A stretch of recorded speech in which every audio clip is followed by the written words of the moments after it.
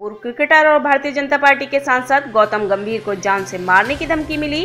गौतम गंभीर की ओर से आरोप लगाया गया है कि आईएसआईएस कश्मीर की ओर से फोन और ईमेल के जरिए उन्हें जान से मारने की धमकी दी गई है। डीसीपी सेंट्रल श्वेता चौहान का कहना है कि गौतम गंभीर के घर की सुरक्षा को बढ़ा दिया गया है। गौतम गंभीर ने बीती रात ही ये शिकायत दर्ज कराई और दिल्ली पुलिस ने इस मामले की जांच भी शुरू कर दी है।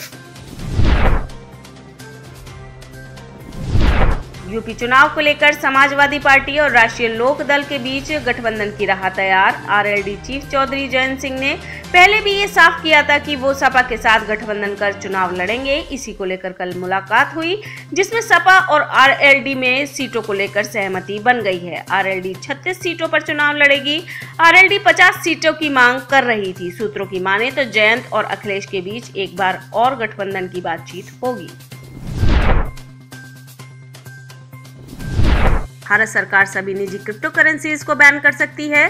सरकार संसद के शीतकालीन सत्र में the crypto currency and regulation of official digital currency bill 2020 bill ला सकती है।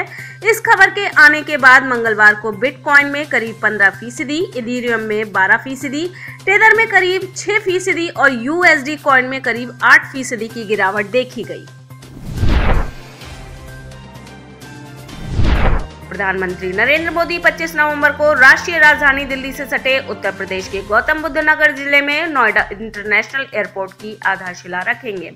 नोएडा के जेवर में 29,650 करोड़ रुपए की लागत से 5,845 हेक्टेयर जमीन पर बनने जा रहा ये एयरपोर्ट एशिया का सबसे बड़ा एयरपोर्ट होगा और पीएम मोदी जनसभा को भी करेंगे संबोधित। दिल्ली में शराब की नई दुकानें खोले जाने का विरोध लगातार बढ़ता जा रहा है। दिल्ली सरकार की नई आबकारी नीति के खिलाफ सरकार को नींद से जगाने के लिए है। दिल्ली के कृष्णा नगर इलाके में शराब की दुकान खोले जाने के विरोध में लोग शराब की दुकान के बाहर ही माता की चौकी और भजन कीर्तन करते नजर आ रहे हैं। इतना ही नहीं, निगम पार्षद शराब की दुकानों को बंद कराने के लिए सीलिंग का भी नोटिस लगा रहे हैं।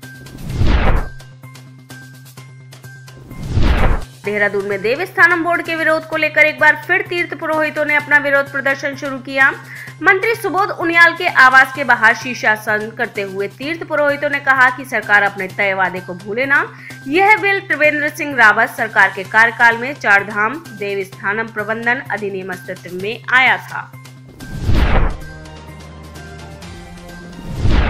मध्य प्रदेश में कोरोना वैक्सीन की दूसरी डोज लगवाने के लिए सरकार लोगों को लगातार जागरूक कर रही है। मंदसौर जिला आबकारी अधिकारी ने आदेश निकाला है कि जिन लोगों ने कोरोना वैक्सीन की दोनों डोज लगवा ली हैं, उन्हें शराब खरीदने पर 10% का डिस्काउंट दिया जाएगा।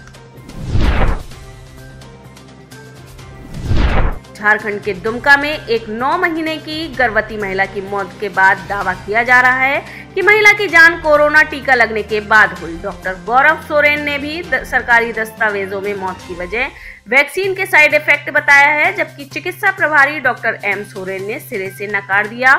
उन्होंने कहा किसी अन्य वजह से महिला की मौत हुई।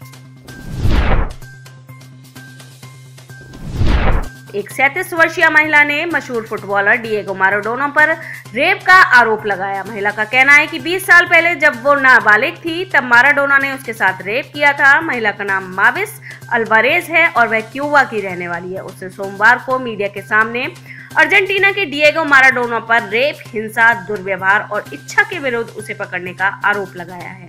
माराडोना का पिछले साल 60 साल की उम्र में निधन हो गया था। इंडोनेशिया की सर्वोच्च मुस्लिम क्लैरिकल काउंसिल ने मस्जिदों में लाउड स्पीकर्स के उपयोग पर दिशा निर्देशों की समीक्षा करने पर फैसला किया। कुछ समय से देश के कई लोग इन लाउड स्पीकर्स को लेकर शिकायतें कर रहे थे, जिसको लेकर ये फैसला किया गया। इंडोनेशिया दुनिया का सबसे बड़ा मुस्लिम बहुल देश है। यहाँ लगभग 6,25,000 मस्जिदें हैं और इस देश की 27 करोड़ की आबादी में से 80% आबादी मुस्लिम है। भारत के रक्षा मंत्री राजनाथ सिंह सोमवार को नई दिल्ली स्थित बांग्लादेश के उच्चायोग पहुंचे। बांग्लादेश के आर्म्ड फोर्सेस डे में शिरकत की और भारत बांग्लादेश के संबंधों पर बातचीत की। राजनाथ सिंह ने इस दौरान बांग्लादेश को चीन से करीबी को लेकर भी इशारों में किया आगाह। बता दें, कुछ साल पहले ही बांग्लादेश ने चीन से देश की पहली डीजल इलेक्ट्रिक परमाणु पनडुब्बी हासिल की थी। इसके बाद से भारत चीन के बढ़ते प्रभाव को कम करने के लिए बांग्लादेश के साथ सैन्य संबंधों को मजबूत करने में जुट गया है।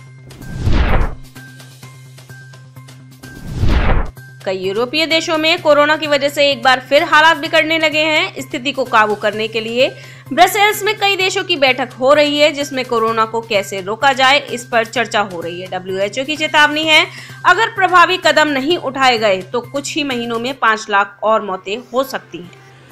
आप इस खबर के बारे में क्या सोचते हैं, हमें कमेंट सेक्शन में बताएं। साथ ही ब्रह्मास्त्र न्यूज को सब्सक्राइब और शेयर भी जरूर करें।